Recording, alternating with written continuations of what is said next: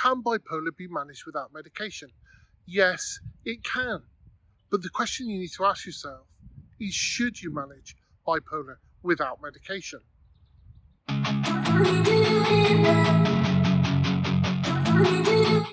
My name's Lee and I have bipolar disorder, and I've been without medication now for the last 4 years. I'm also a qualified adult and child mental health support worker. During my journey, I've identified 10 things that I feel are important questions that you need to ask yourself before you decide to go medication free. So let's get started. Oh my God, the sun is actually shining. So again, I'm out and about, and today we're discussing on whether or not we should become medication free. Now, I asked myself an important question years ago when discussing this with my psychiatrist. And the question really was, when we're on medication, should we be on it for the rest of our lives? My psychiatrist's answer was no. He believed in open dialogue. Now, open dialogue is a system which is being used in Europe to treat people with mental health conditions. And I was inclined to agree with him. So, because of this, I took the decision to come off bipolar medication. And believe me, it was a very long journey. It didn't take 2 weeks. It took probably 6 months to get off the medication. And then it's been a 4-year journey now, and I am not on medication anymore. So the question you have to ask yourself, should you come off your medication? This leads me really to my first point, which is, if you're under psychiatric care or you've got a mental health support team, you will definitely have some kind of doctor. Make sure that they are aware of your intentions to come off your medication. Make sure that they know that you have thoroughly thought this through, and that you really do know what you want with your care plan. And then garnish their full support, because this is a lot harder without the support of your care team. The last thing you want to be doing is battling your doctors on which is the best form of treatment for your mental health. Remember, medication is always meant to be a temporary solution. So you've got to kind of convey to your doctors that you have researched and you know what it is that you want to do and that you want to become med-free. Of course, if you don't have a support structure like doctors and care coordinators and stuff like that, then that leads me on to the next step. Make sure you have some kind of support structure in place so that you've got somebody to talk to and lean on if things get tough, because believe me, they will get tough at some point, and you will need that support structure to help you continue on your journey. Now, whatever you do, don't just take your meds out of your drawer and flush them down the toilet. That is not the right way to go.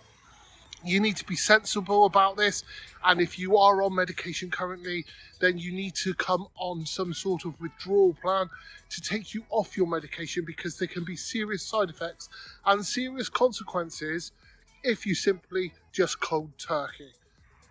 You also need to be in a stable mood condition. So what I mean by that is, you can't really be in a manic episode and you can't really be in a depressive episode. You need to be in a euthymic episode, which is a stable mood. And you need to have been in a stable mood for some period of time. My next tip is for family members who are around you most of the time. And that tip, really, you need to show them this, because the last thing you need when you are becoming med-free is to have your symptoms or your moods micromanaged. Now, we all know what micromanaging moods are. It's when you come downstairs, maybe you're feeling a bit off today, and people say, oh, you're having a bad day, or your bipolar's getting worse, just because you're having a bad day. People need to understand that bipolar is a mood disorder and not just mood swings. Everybody suffers with mood swings. Everybody has off days. Everybody has days where they feel really excited and energetic. Don't get into like rows and debates and arguments about it. Literally, if you've conveyed what it is you want to do and people around you understand that you are able to manage your symptoms effectively, and we'll go into those tips in a minute, then you shouldn't have a problem with your symptoms being micromanaged. One way we can do this is by identifying what triggers us to have an episode and learn how to recognize those triggers and how to avoid them. So for me, a trigger could be stress.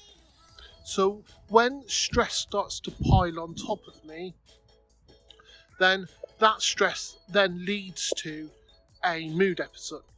So I can avoid most of the stress triggers by either avoiding the situations that give me stress, or I'm able to address the situations that give me stress. So for example, maybe there's a lot of bills coming in the house, and that is a form of stress for you. By having a payment system set up and a direct debit system up so your bills are taken care of, you're not going to suffer from that particular stress trigger. So it's all about you recognizing stress triggers, how they impact your moods, and how to avoid them. So once we're able to identify triggers and we've learned how to avoid them, we also need to know how to develop and implement coping strategies that are more effective than the previous coping strategies we may have used in the past. Certain negative coping strategies, and we need to learn how to use positive coping strategies. So, for example, a positive coping strategy could be CBT, where in CBT you get taught to write down your thoughts and feelings, and we learn in CBT how to question some of the negative things that we think and feel, and we learn how to question whether or not they're accurate. Another coping strategy, of course, would be distraction techniques. So we are learning to identify what helps with distractions. That could be drawing or music, and then we need to be able to use those distraction techniques for when we're triggered. Of course, all these things take time. We don't just learn CBT overnight. How to implement our distraction techniques also takes time, and we need to be able to prove to ourselves that we are able to implement these coping strategies effectively. Our minds start racing a little bit, and we start obsessing over things, and we can't control really our thought processes. They start to run away from us. So I learned early on that if I started to listen to music, I could bring myself down, and also using relaxation techniques like meditation. So I would sit and meditate, use a specific app called Calm, and that helped me bring myself out of a manic episode pretty quickly. If you're liking my video so far, please smash that like button and help it to reach a wider audience. And if you're new to my channel and you would like to hear more helpful tips about how to deal with mental health in general, then smash the subscribe. And lastly, we also need to have a firm plan in place to return to medication if we need it. Because at the end of the day, sometimes we need that extra help, and we must recognise that. So having a firm plan in place with our support workers, with our carers, and with our family, to be able to sit down and say to ourselves, right, now's the time to actually go back on medication for a short while because I need to. Please remember as well that this is not a pass or fail exercise, okay? This is about getting our lives, whoops, I just tripped over that, getting our lives into a situation where we feel a lot better about our own mental health, and not a competition. It's not about saying to other people, oh, I can live med-free, I can live med-free, look how good a person I am. It's not nothing to do with that. It's just everything to do with making sure that you are living the best version of yourself. Remembering that during our journey, there may come a time when medication is a crucial part of our healing process.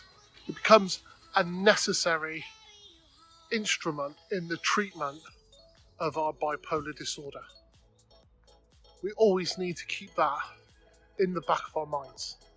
We need to be open and honest with ourselves, and not stubborn and closed off as a lot of us sometimes are, especially if we're in a mood episode. We must have our own best interests at heart, and remember, we are not failures. We are born warriors. If you've got any questions regarding this video or its content, if you want to ask me any questions, or if you've got any ideas and suggestions about topics you'd like me to talk about regarding mental health, then please drop a comment in the comment box below, and I will endeavour to answer any questions you may have. I'll see you in the next video, guys.